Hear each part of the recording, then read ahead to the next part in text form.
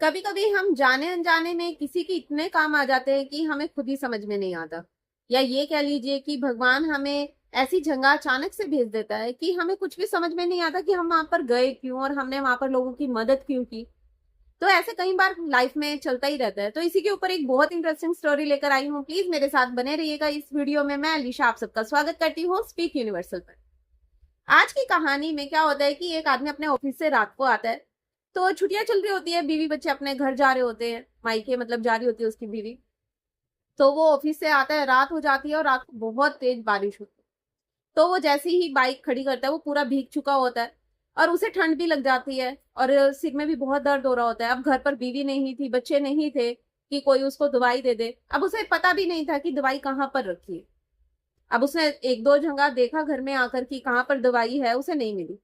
तो वो सोचता है कि अब मैं गीला तो हो ही चुका हूँ, एक काम करता हूँ कि बाहर जाकर, पास में ही दुकान है दवाइयों की, मैं वहां से जाकर दवाई ले आता हूँ। अब वो जैसे ही बाइक स्टार्ट करता है बाइक नहीं चलती। अब और प्रॉब्लम खड़ी हो जाती है। तो वो बाहर निकलता है। बाहर निकलता है, उसे वहां पर कुछ भी नजर नहीं आता कि किससे हेल्प मांगे। और उसे ये लगता है, डर लगता है कि अगर मैंने आज दवाई नहीं ली तो कल मैं ऑफिस नहीं जा पाऊंगा। तो वो क्या करता है कि थोड़ी सी आगे चलता है। गीला तो वो वैसे भी हो ही चुका था, तो वो थोड़ी सी आगे चलता है, आगे चलता है तो मंदिर के पास एक रिक्शा वाला उसको नजर आता है। तो वो रिक्शा वाले के पास जाता है और उससे पूछता है कि भाई मुझे थोड़ी सी आगे जाना है, वहां पर दवाई वाली दुकान पर एक बारी मुझे ले चलो, और कितने पैसे लोगे। वो कहता है 50 रुपए लूंगा। वो बैठ जाता है। तो वो जब रिक्शा में बैठता है तो वो एक चीज नोटिस करता है कि जो रिक्शा वाला है वो बहुत ज्यादा डाउन, मतलब ऐसे थका थका सा, बीमार सा लग रहा था।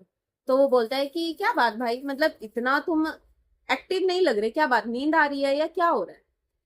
तो वो कहता है कि मैं कई दिनों से बीमार हूँ और ना ही मेरी कोई कमाई हो रही है, ना कोई रिक्शा लेता है, ना कोई बैठता है, और ना ही मेरे पास कोई पैसे हैं कि मैं जाकर दवाई ले लूं।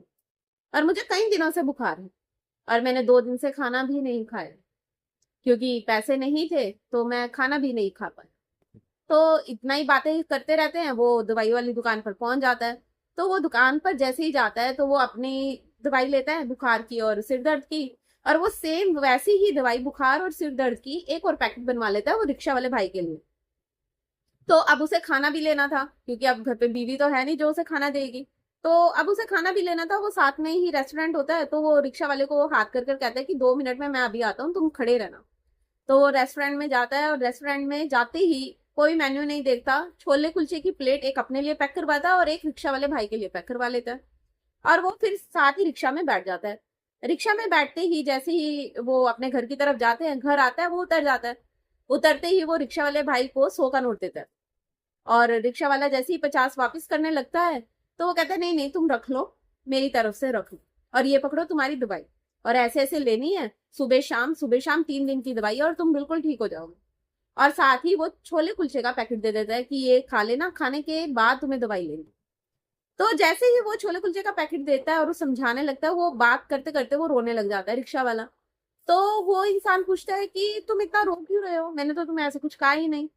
तो वो कहता है कि मैं इतने दिनों से बीमार चल रहा था और मैं ना डेली भगवान से ये प्रार्थना करता था कि कुछ ऐसा चमत्कार कर दो, कोई एक ऐसा मसीहा भेज दो मेरे लिए, कोई अपना दूत भेज दो जो मेरे लिए, मेरी हेल्प करने के लिए, जो मुझे दवाई भी दे और मुझे कुछ खाने को भी दे दे, क्योंकि मैंने कई दिनों से कुछ खाया नहीं था। और दूसरी चीज वो ये बताता है कि छोले कुलचे मेरे फेवरेट हैं, लेकिन मैं 6 महीने से छोले कुलचे मैंने देखे भी नहीं थे, और मैं ऐसे सोचता था कि जिस दिन मेरे पास ज्यादा पैसे हो जाएंगे तो मैं एक छोले कुलचे की प्लेट जरूर खरीदूंगा खाने के लिए। तो ये सुनते ही वो जो इंसान होता है वो बहुत ज्यादा मतलब इमोशनल हो जाता है और अपने ही मन में सोचता रहता है कि क्या सच में मुझे भगवान ने ही इसकी हेल्प के लिए भेजा है। वो ये देखकर रिक्शा वाला भी चले जाता है, वो अपने घर जाता है। जैसे ही वो अपने घर का डोर ओपन करता है, वो अंदर बैठ के छोले कुलचे खा रहा होता है, तो उसको बार बार रिक्शा वाले की बातें याद आती है। और वो यही सोच रहा होता है कि क्या रिक्शा वाला सही कह रहा था, क्या सच में मुझे भगवान ने इसकी मदद के लिए भेजा है। और सबसे बड़ी बात कि मैं रेस्टोरेंट में गया और मैंने कोई मेन्यू भी नहीं देखा, मैं लेने को कुछ भी ले सकता था, मैंने छोले कुलचे ही क्यों लिए। तो इस कहानी से ये चीज समझ में आती है कि आप किसी चीज को देखो, भगवान है या नहीं है ये नहीं पता, लेकिन अगर मानो तो सब कुछ है और ना मानो तो कुछ भी नहीं। अगर आप किसी चीज पर विश्वास करते हो तो वो चीज आपके लिए वर्क करना स्टार्ट कर देती है। तो इसलिए विश्वास बनाकर चलना चाहिए और हमेशा मेहनत भी करते रहना चाहिए, आपको उसका रिजल्ट हमेशा मिलेगा।